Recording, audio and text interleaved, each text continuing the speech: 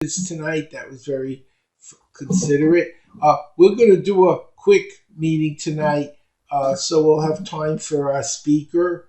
I'm hoping that Maria shows up. She's supposed to be inducted tonight, but we were just going to do a quick pledge, and we'll let David do the pledge because he's the pledge guy in our club. David. David. I gotta wake him up, please. I know. I try to nudge him, but I knew you'd do it. Well, I'm trying to get the sound to work. You'll join me in the pledge. Okay. I Pledge allegiance to the flag of the United States of America and to the republic for which it stands, one nation under God, indivisible, with liberty and justice for all. So we have a few inductees tonight. I don't see everyone here, but I know Wendy's here. Is how many? And Jack is here. And Jack is here. He's on, and Jonathan's our speaker. So let's see. What should I turn it over to the governor, or do you want me to do something? Can we wait 2 minutes to see if Maria, because she told me last night she'd be on. I thought she'd be here. Yeah. Do you have a phone number? Do you want to give her a quick call? You want me? I'm trying to see if I have her phone number. Yeah, just real Wait fast. a minute. Who's in? This is somebody's in the. Oh, that's Charlotte. That's Charlotte. I think Maria is in Kansas. Is she in Kansas? She's in Kansas. Yeah. So I've been working a lot with Maria on educational projects. She's doing a lot with kids and teachers, so I've been volunteering for that. Because I'm in Florida and I can't do things in Texas, I went to a local club and they were having a school in Haiti, so I donated one of my learning programs because people in Haiti have nothing; they have no food. So try to help that way, to give them a program they could use with the kids in Haiti. So we do little things like that. And if you're in another area rather than the central club, I know a lot of us are not in Texas, feel free to go to local clubs and see if there's anything you can do to help in the local areas as well. It's good. Stay with us, but it's nice to volunteer and do some projects too. One of the local clubs here was doing book reading for kindergarten kids. So I did that. So Wendy or anyone else who's not in this area, it's just a nice thing to once in a while visit some of the local clubs and see if there's something you can contribute. It makes you feel like you're doing something helpful for Rotary. And we're all in the same club, really. It's Rotary is the club, the main club. And if you're just joining while we're waiting, be aware that on Rotary International, there's a website, Rotary International. You want to register, and they have a lot of activities. They have over 100 activity clubs. So whether it's canoeing or whatever it is you like, there's probably a Rotary club there that is a group of fellow Rotarians around the world that share your interest in that particular area. And you should be aware of that you should take advantage of the Rotary International opportunities. Most Rotarians just know about their club. And a few do district level service, but most don't really realize that there's a lot on the international site that you could participate in that would give you some benefit. Also, there's a thing on the Rotary International where you get discounts at a lot of different stores, and like if you go to Disney, they have special rates. I live in Florida, I get a better rate. But if you don't live in Florida, you go to one of those parks, they have special Rotary discounts. There are all kinds of different coupons. Wherever you're going, always check the International Rotary site and look for the coupons. And you'll see a lot of things that you can get at a very steep discount when you're traveling or even in your local stores like movie theaters and things like that. So take advantage of the opportunities that Rotary offers to you as well through the international site. I know some of you probably don't know about that. I know many of you do, but some of you are new to Rotary, and that's something you should be aware of, that there's other opportunities through the international site that you may not have known about. It's just called Rotary International. Google it. It's free to, as a member, you'll be able to sign in and set up an account, and it's something you should know about. Anything else we need to do, Linda, before we start? Yes, I just want to make a comment. Today is anti-trafficking day, and we're blue, and I noticed that there are several of us that have blue on today.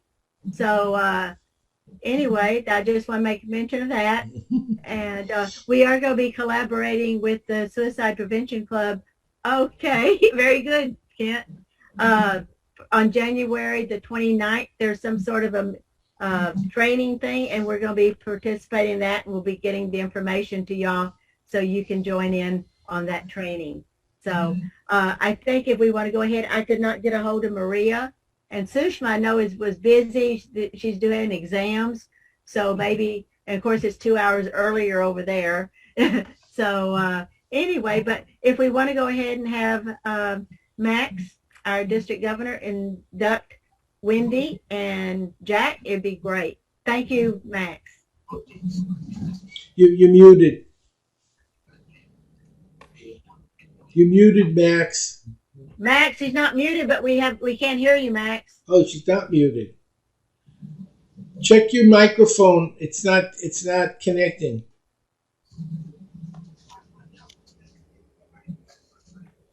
We're not hearing you.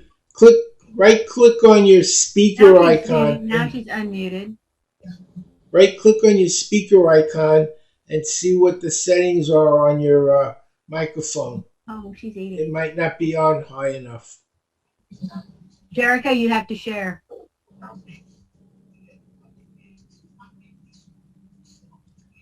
Okay, take a moment. I thought we heard her a minute ago. I thought we did too. Okay, can you hear me now? Now it's working. Okay, cool. So I have spent, if the last 4 weeks, I've spent 3 weeks in Florida, so I'm still trying to get back to Texas time because I haven't been here but about a day and a half. But it's a pleasure to be with y'all. Quiet while my cuckoo clock goes off. And Linda, thank you for the plug for ending human trafficking. I think everybody who's heard my talk at all the clubs knows that we really want to do what we can this year to help end human trafficking. Shekhar Mehta, who is our international president, has set empowering the girls as one of his goals, and also has asked every club to have a day of service. So we decided in our district to combine those together and ask every club to have a day of service relating to helping the girls, and more specifically ending human trafficking, which actually helps the boys. A lot of times they're brought into human trafficking, not necessarily for the same reasons, but it's a horrible thing that's going on, and it's prevalent everywhere. So with that, I will begin the induction. And so tonight we have both Wendy Zizo and Jack. Jack Agajo. Am I saying your name correctly, Jack? No, Jack Onori. Gari. Okay. Oh, Anari. I was looking at your middle name, Anari. Okay. Yeah, my middle name is Ogaga. That's what I was looking at. Yes. Okay. So I want to welcome both of you to Rotary. You have chosen to join really what I consider to be the premier volunteer organization across the world.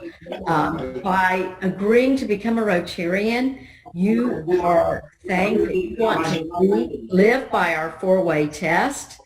You want to give your time, treasure, and talent to help others that haven't been as fortunate as us. So we are thrilled to have you become a part of our organization. I've been provided a little bit of background on you. Maria Berry, I'm sorry, not Maria. Wendy Zizo lives in Staten Island, New York.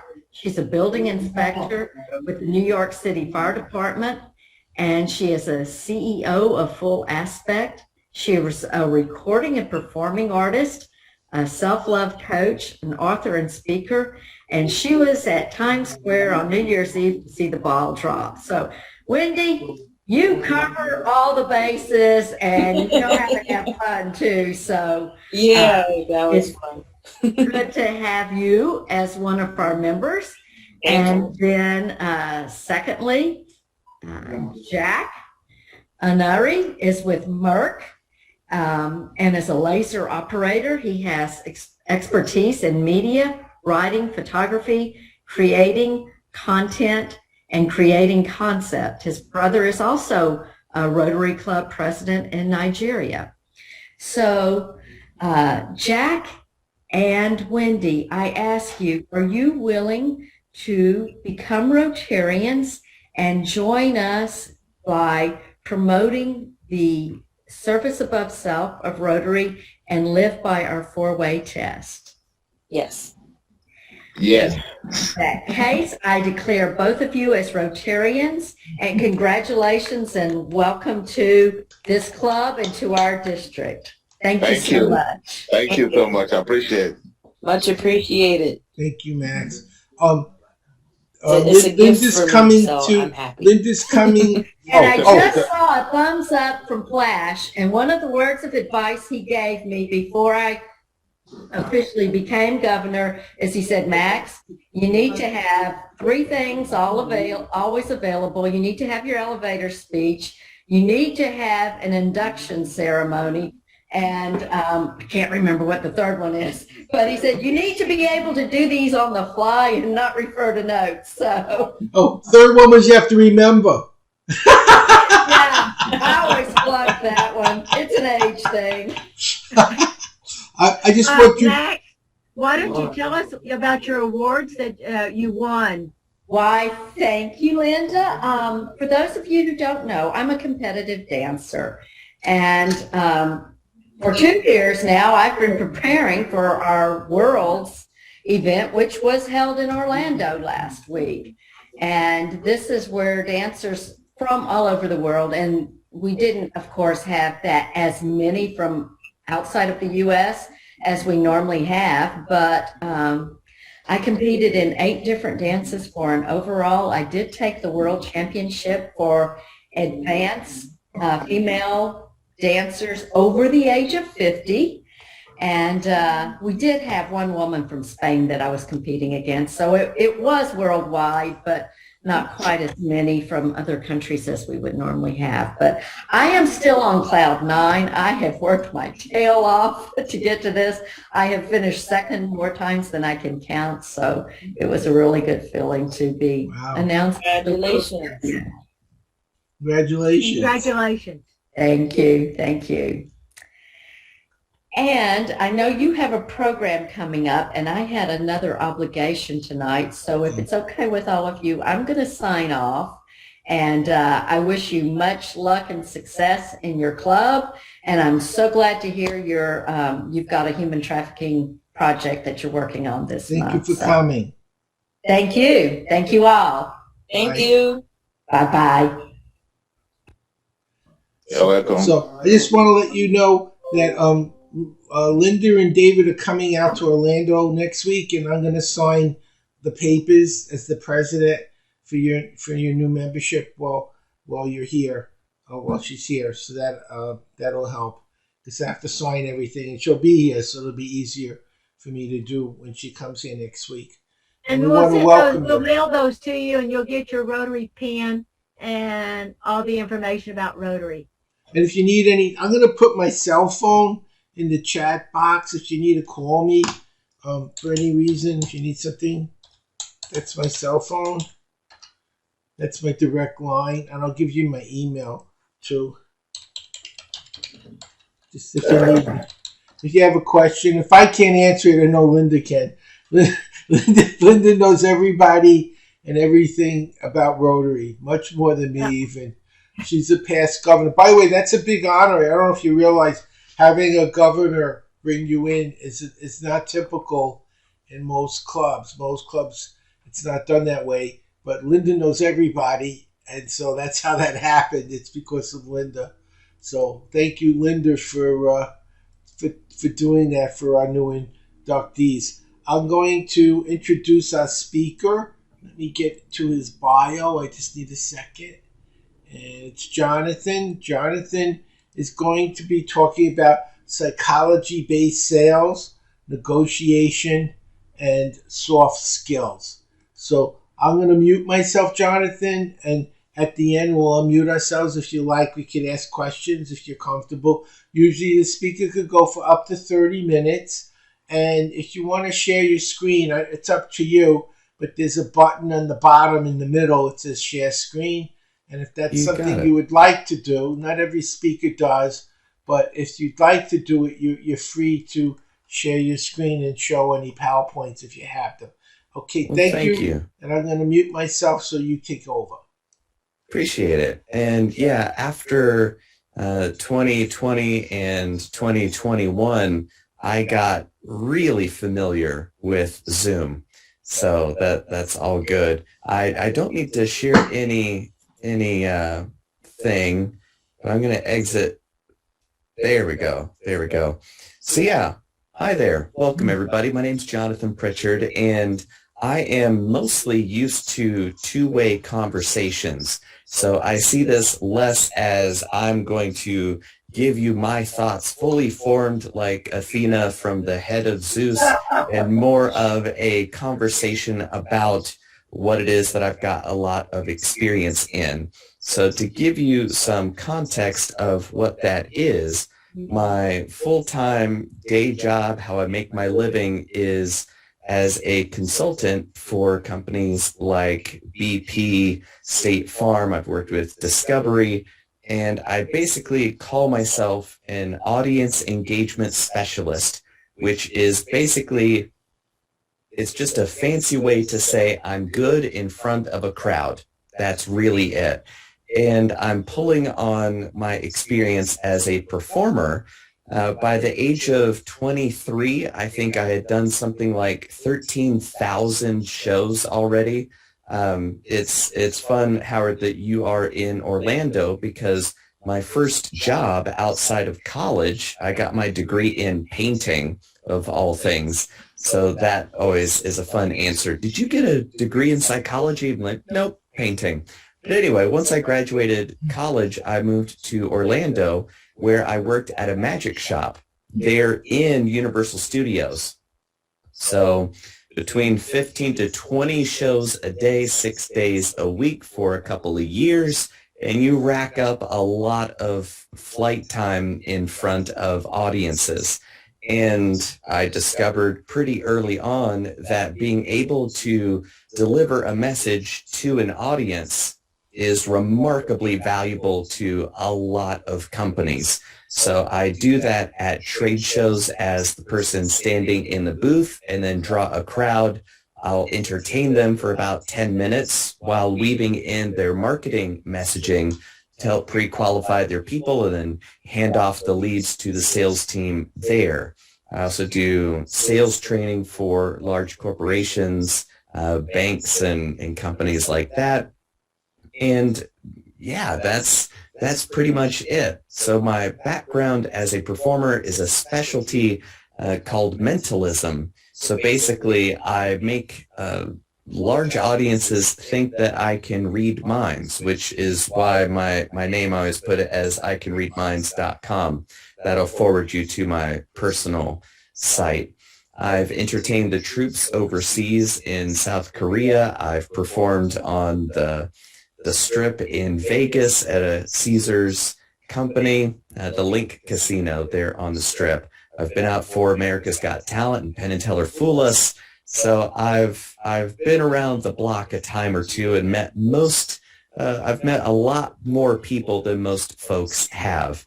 So I owe all of my experiences to being able to connect with strangers quickly, and also have them trust me enough to come on stage, because as a mind reader, I could tell you what I'm thinking, but that is in no way impressive. That's just called a monologue. I'm only impressive if my audience trusts me enough to connect and have a conversation.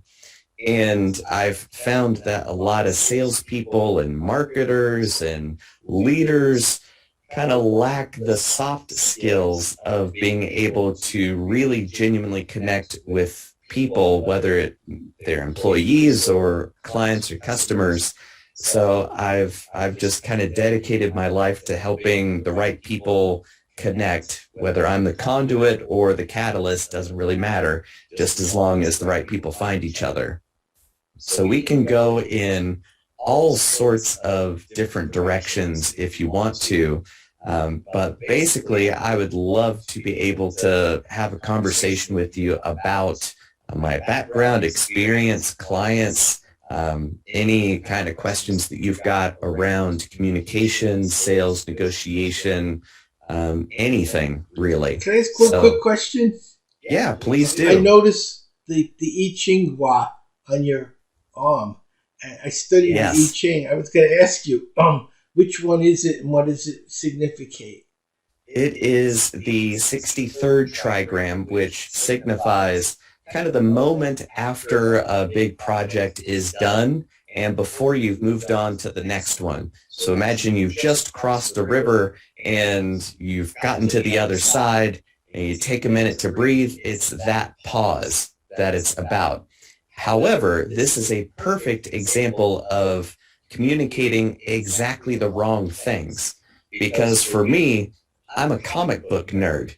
And I got this tattoo because my favorite comic book character had this tattoo on his forearm. And it turns out that it was for the Arashikage Ninja Clan in G.I. Joe's. So it's a G.I. Joe character thing. And it turns out that the G.I. Joe authors and writers and artists stole from the I Ching. So I didn't know that that's what it was at the time that I fell in love with it. So that's I get maybe 1 out of 10 people go, is that a G.I. Joe's tattoo? I'm like, it sure is. 9 out of 10 times people go, oh, I'm a fan of I Ching. Which trigram is that? So I really love Chinese philosophy. I've been studying Mandarin for about 2 years, and like the I Ching, I'm all about it as well. It's just that wasn't the motivation behind getting the tattoo. And there are other meanings to the other tattoos that I have that are in no way associated with my intention of getting them. And we can go down that rabbit hole later too. So basically, I specialize in miscommunication as well as communication skills. I appreciate it. I was just confused. I teach I Ching. I reckon, I saw right away. I said, but usually when people do that, they'll either put heaven or earth, where it's all yang or all yin. Those are the two you mostly would see. And I'm looking at it, I'm like, I don't know. There's a lot I don't memorize all of them. And I'm like, that one doesn't look like heaven or earth. So I wonder which one it is and why he used it. So that answers my question. It's a G.I. Joe thing, which I never would have picked up. You got it. Yeah, I'm also a big fan of Wuxing, the kind of the 5 elements and transitions, and I love using that as a system to help people navigate change, which is kind of fun because it was old as dirt before Jesus was born, and it's still around, which is an interesting insight to its ability to help people frame experience in a meaningful way. So do you work a lot with NLP or hypnotic inductions, or is there another system, or is it a combination? I have, and some of my best friends are kind of the old school NLP that learned it back in the 60s and 70s and that kind of a thing. And nowadays, a lot of times if you bring up NLP and somebody goes, oh, I love NLP, it's because they went to the 2-hour master certification program that somebody charged them $900 for, and now they're a master NLP person. So it's kind of been watered down and lost a lot of its verve. So if you've got a conduit to the source, it is amazing. However, I typically avoid NLP in my messaging in a marketing way because of how people, like, a lot of the baggage they bring along with it of, oh, my neighbor went to a weekend course and he was annoying. You'd imagine a master in human psychology and he couldn't take a hint to shut up about it, which has always been my kind of big I don't think you understand this as well as you do, because you'd be picking up on these subtle cues that you should probably stop talking about it. So that's why, from my performing background, seeing so many business gurus talking about the psychology of performance and elite sales and that kind of thing, I was going, I know this better than they do. I've got to share what I know, and that's kind of how I transitioned into the speaking consulting dimension of what I do. Do you use the magic? I know I have a friend who's a financial planner, and he does stage magic to get people's attention, and then he segues into his other topic. But do you ever use like magic to gain people's attention or get their focus? Since you did it so many years, it's probably something you would know fairly well. For sure. I use it as a way to demonstrate ideas. And in a similar way as NLP, I avoid the magic word as though or a four-letter word. Because if I say, oh, I'm really good at magic, they instantly look for an association, something they can connect with. Oh, my uncle used to do a really stupid card trick, and it was always the same one at Thanksgiving. I hate it. I bet you're like my uncle. So it brings a lot of that negative connotation with it.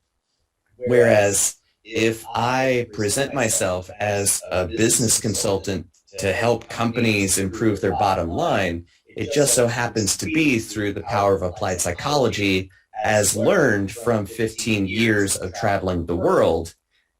It's all the same thing, but it's in how you honestly represent yourself and take charge of the narrative that you're crafting for your audience, whether it's just that one person for the elevator pitch or a whole audience at large of 1,000 people. It's really important to know what your audience is thinking without having to be psychic about it. So yeah, how do you do that? How do you read minds? Do you do something like they did in Simon Baker on The Mentalist? Do you pick up like clues, or what's your trick for that? Well, that's a really deep rabbit hole, and we could spend days on that, and I will happily keep digging. For me, though, those micromuscular facial expression, reading body language kind of a thing is tough to falsify. And to me, that is a big indicator of pseudoscience, is if your claim can't be falsified, well, that's a neat trick in and of itself. So a lot of body language experts have a lot of claims and very little proof about it. And even if you could read, oh, your face, you kind of tweaked your face there for a second, that tells me your cat's name is Smokey. There's no way to connect those two things. So to me, a lot of that kind of body language reading that you would see in the show The Mentalist is just as unlikely as being able to talk to dead people. I'm not saying that it's impossible. I'm just saying that there have been very few people, zero, that have presented compelling evidence of actually being able to do this. And this is a conversation that actually goes back to the early 1900s, late 1800s, which is where mentalism was born out of the spiritualist movement, which at one point was one of the top 3 religions in America, and nobody knows about it. And then this ropes in Sir Conan Arthur Doyle, who wrote Sherlock Holmes and Houdini. They were really good friends. Sherlock Holmes, the author, Sir Conan Arthur Doyle, his wife claimed to be able to talk to dead people, which isn't that impressive of a claim. We could all talk to dead people. It's getting the dead to speak back. Now that's impressive. Which she claimed to be able to do. Houdini was dubious because he knows how to trick people. In 1906, he wrote a book called The Right Way to Do Wrong, which teaches you how to scam people so that you can better protect yourself by recognizing somebody else pulling a scam on you sooner than you would if you didn't know how this whole thing worked. So Houdini has seen every way under the sun that people tried to scam their way into telling people that they could talk to their dead relatives. Long story short, Sir Conan Arthur Doyle's wife holds a seance to get in touch with the spirit of Houdini's mom. And the wife writes this whole, pages and pages of automatic writing. The sticky detail is that it was all in English, and a cross was at the top of the page. Turns out Houdini was Jewish. And she didn't His mom speak English. didn't speak any English, not one word of it. So that's why Houdini was just like, I don't think this is really a thing. Not my mom. Right, exactly. So that's why I feel kind of a moral obligation to explain that there are contextually relevant body language signals, but it's more about a deviation from a standard more so than this physical action always means this thing. Because the same action could mean different things depending on the context that it's in. So if there's somebody claiming to be a body language expert, and I can tell you that when you look up and to the left, you're making up a memory because you're trying to imagine something that didn't. That's all hogwash as far as I'm concerned. So I can make it look like I can do those things, but I'm using trickery. So that's why my mentor, James Randi, who I worked with for about 15 years, said that magicians are the only honest liars. They tell you that they're going to lie to you, and then they do. And that's what makes it ethically okay. So for me, the powerful insight was that magicians are some of the best communicators on the planet, because in order for the illusion to be believable, it has to be perfect. So a lot of people think that because they're explaining the truth, that they're good communicators, whereas it could take them much longer than it needs to had they worked on their communication skills. So to me, I think the truth needs better salespeople, and that's what I'm all about. Does anyone else have a question? Anyone? Do you have a question? I see Jerica's desperately looking for that mute button. Yes, I was. So I did check out your website, and I noticed that you did some work for Ronald McDonald. And kind of sticking with the sales and marketing aspect, can you elaborate a little bit more on what your work was with them? Yeah, for sure. They brought me in as an audience engagement specialist. So for me, I see my work as a continuum. There's entertainment with very little message, or it's all message delivered in an entertaining way.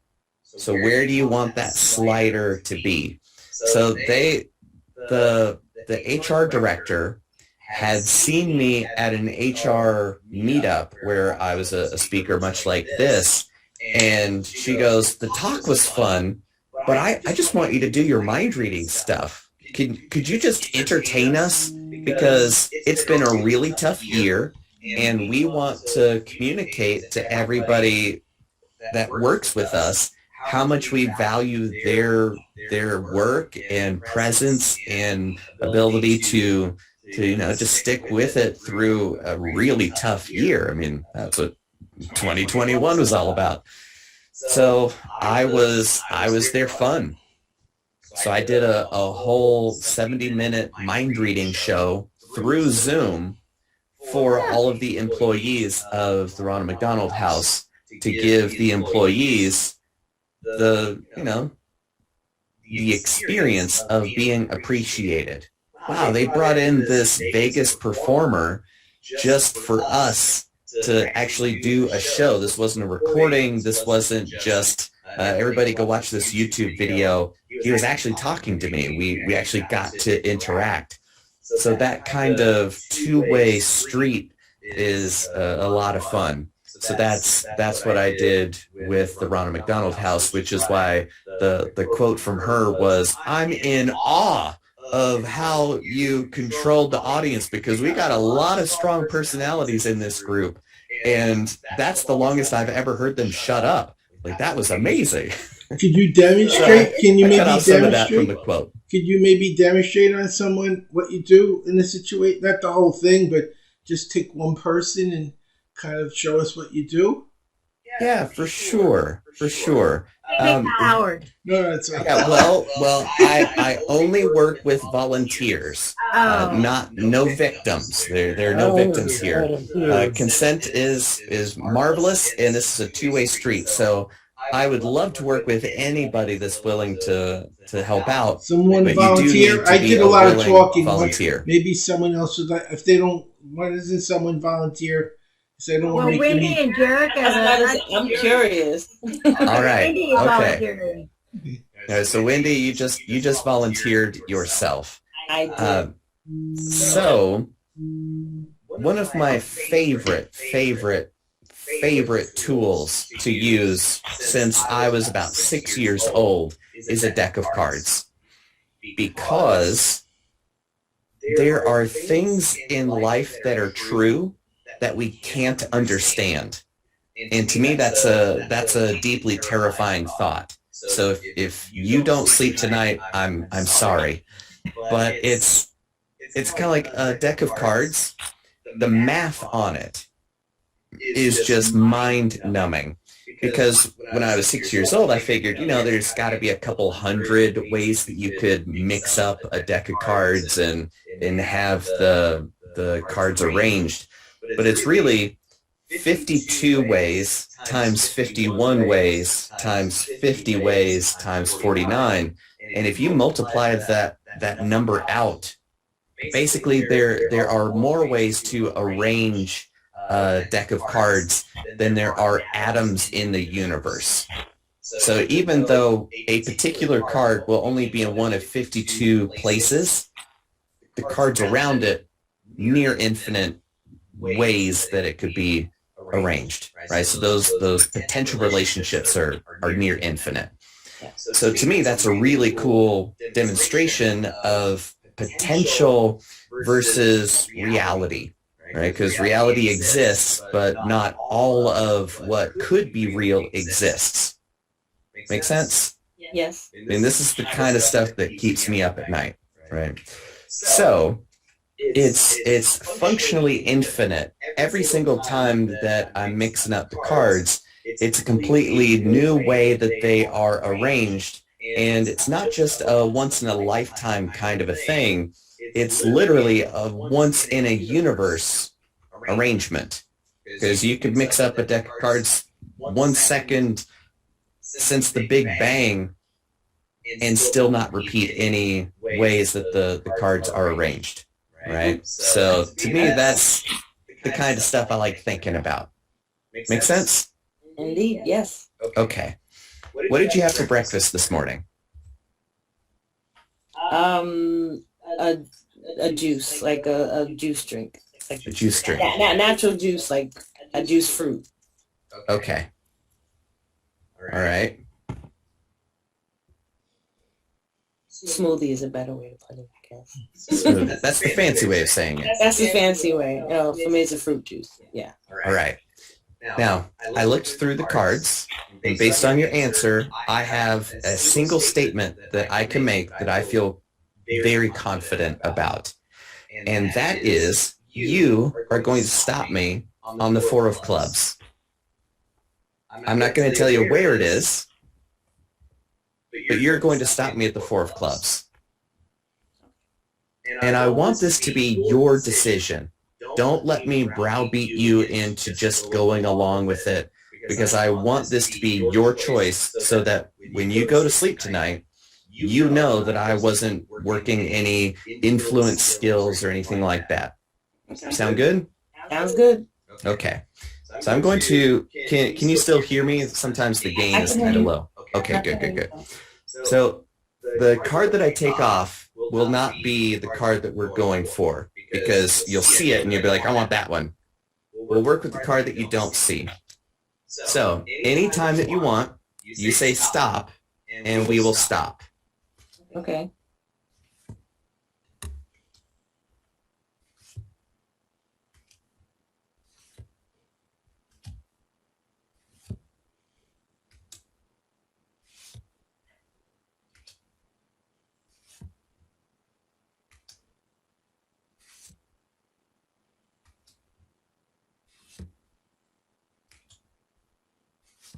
Stop.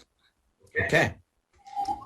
You said stop, and most people will stop at about the 7th card. That tends to be the right tempo for everybody to feel that social pressure of, oh Lord, I just want this to be over. You went way past that, and you stopped right here. Mm-hmm. Later, when you think about this, and you will think about this, you're going to think, you know what?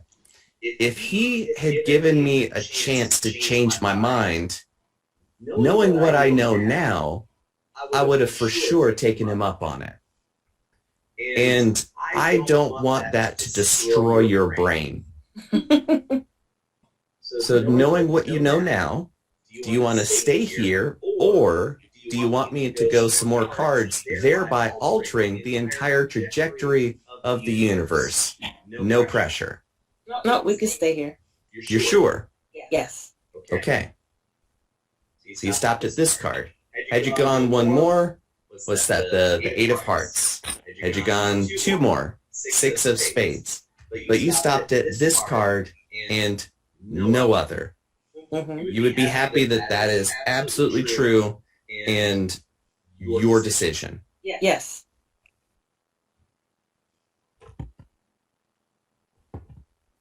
Nice. Boom. 9 of clubs, just like that. That is what we call an applause cue. Thank you. Thank you for clapping that. It makes me feel good. So That was a good trick. is- That's good. That was a cool trick. It is not a trick. It is near miracle.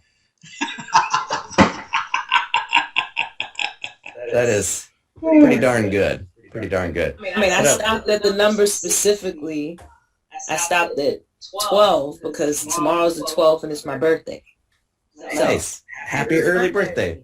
Mine's on the 28th. hey, Happy Thank late you. birthday. January babies. Yep. Jonathan, if you don't mind, has performing on Zoom become a disadvantage, or do you think that's an advantage? At first, I hated it with an unholy passion. I genuinely detested the idea of it. Not even doing it. I hated it, to be completely honest, because I've spent literally a lifetime in front of real life audiences. That's the only thing I know how to do. I get paid to stand in front of a crowd and deliver messages. That's it. So then a lot of my friends were releasing video of their show, whether they're a juggler or a comedian. They were going, everybody's in lockdown. We got to do something to, just to help distract people for 5 minutes. That'd be great. So they would release video of their show. And there's a magic in live relationships that's not there when you're watching the video. It's kind of like getting married versus watching somebody else's wedding on tape. It's like, they're very different things, right? So when performers were sharing video of their live performances that are not optimized for movies, it was presenting them in not the best light. So I was just like, ooh, this is not a good look. This is not, people should not be doing this. So I kind of resisted it for about a month. And then my agent goes, hey, Jonathan, I've got a lot of clients asking, is there anything that we could do over Zoom or Google Meet or just, is there anything? I was like, wait a minute. How much are they paying? She told me, and I go, I'll figure it out. And then once I was sufficiently incentivized to devote creativity to the problem, I built out a show specifically for this platform. And there are actually some really cool things like what we just did that can't really happen in a large theater. So imagine if we were a group of 1,000 people and I'm on stage and you and I, Wendy, just did that thing. The audience at large would take their reaction from your reaction. You go, oh, that's impressive. And then they would go, well, she's impressed, therefore I'm impressed because she is our emissary of amazement. So we're going to outsource our trust to her, and then we'll believe what Jonathan just did. Cool. Except a lot of people go, she's in on it. She's a paid plant. He does this every time, right?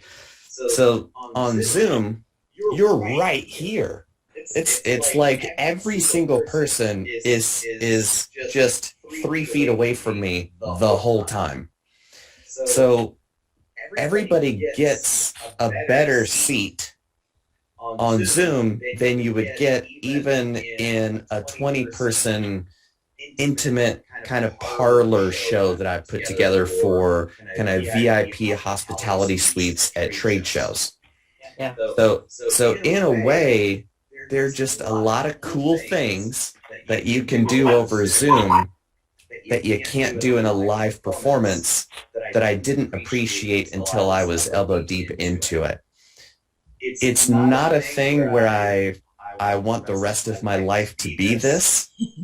I do expect it to still be here for a long time of hybrid events where some people are in person, some people get piped in over video chat, because the last couple of years have absolutely catapulted video conferencing and the reality of satellite work to the front. I mean, without the past 2 years, I think it would have taken another 10 for as many people to buy into, yeah, we could live somewhere else and work online and it be okay. So I try to look for the good of the video platform dynamic while still holding out for getting back in person as quickly as I can. The best out of it. I have a question, actually. Yeah. I noticed in your presentation, just in your speaking, because this is something I'm learning to do for myself. Like with my background, I'm a musician. I mean, I'm also a recording artist, so I've performed on a whole bunch of stages, and it's different to perform your music versus actually doing a speaking engagement. So I'm trying to learn how to slow myself down. And I noticed, you're very calm and comfortable. So I just wanted to know, do you have any advice to help me to kind of pace myself? Because even when I'm talking about something I'm very passionate with, I'll start just speaking really fast. I can't hold myself. you know? So I'm like learning how to do better with, you know, with speaking engagements in that regard. Like I've done a couple, but I haven't really trained myself to do that. You know, when I was performing, I was taking video of myself and watching, okay, I should tweak that, I could tweak that, you know, so yeah. What you're right. Exactly. That really is a big issue to be aware of. And knowing about it is the first step to fixing it.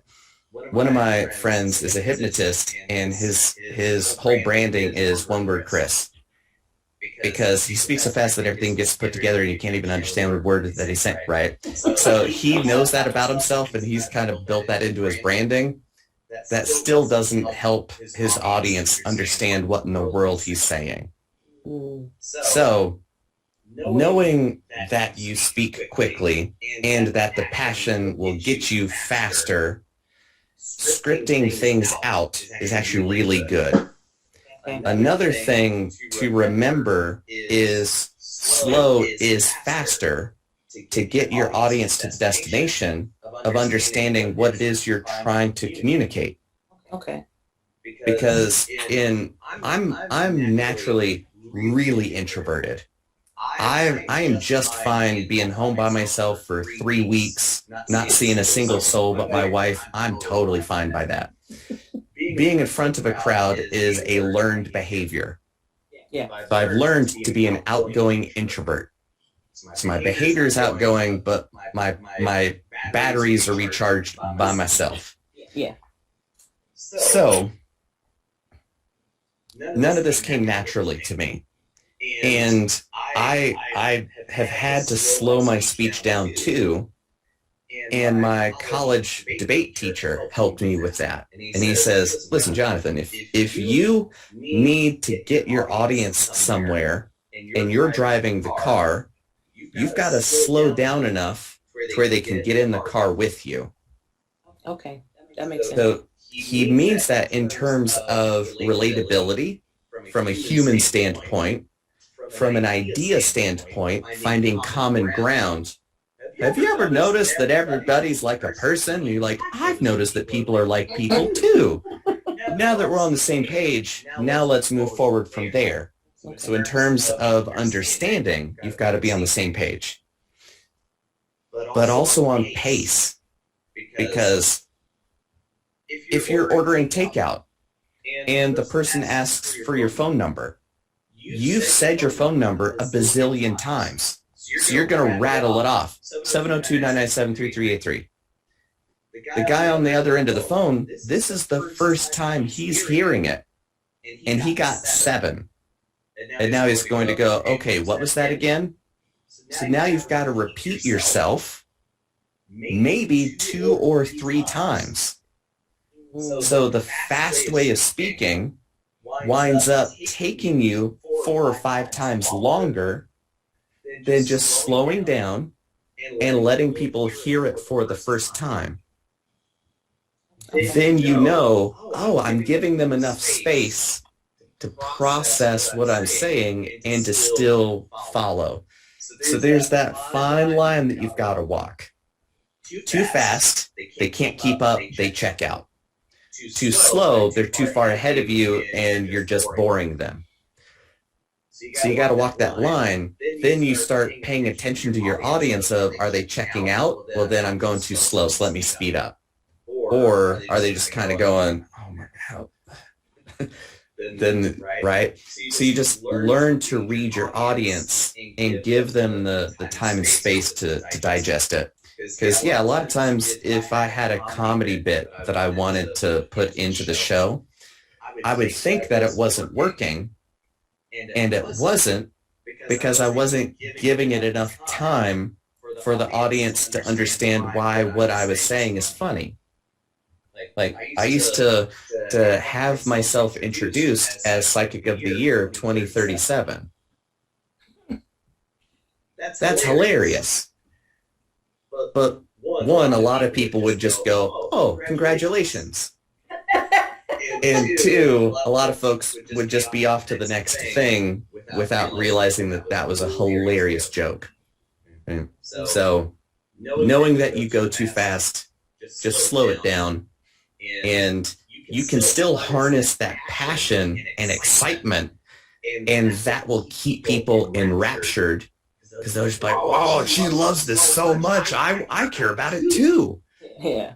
So you harness that burning passion, and you are just this close to unleashing all of it on the audience, and they're so happy you haven't, but they're really waiting for it to happen without letting the horses run away with your chariot and then you wind up in the ditch, right? So it's that fun of getting fired up, but not letting that run away with your top priority of connecting with your audience.